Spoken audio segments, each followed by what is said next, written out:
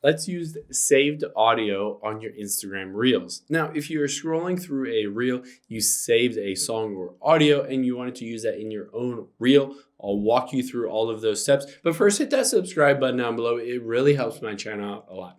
Thanks, guys. So first of all, let's open up Instagram and I'm going to save a song from a Reel. So tap on Reels here. And let's say I want to save this song. I can tap on it and then tap that little bookmark at the top right.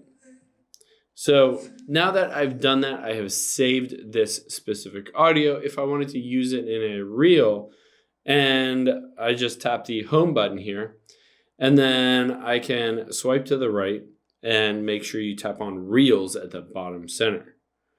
Now that you've done that, you can just tap on audio at the upper left here.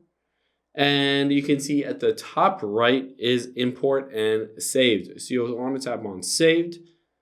And then you can see this original audio is right here. So you can see original audio or music. You can go to either one, but these are all your saved audio that you can just tap on it. And now it has added this to your specific Reel that you can hit done at the top right. And then you can just move on your way to recording, edit it, add filters, effects, tag people, any of those different things on your specific Reel. Hope this helps. If you have any questions on that, leave them in the comments down below, and I'll catch you on the next one.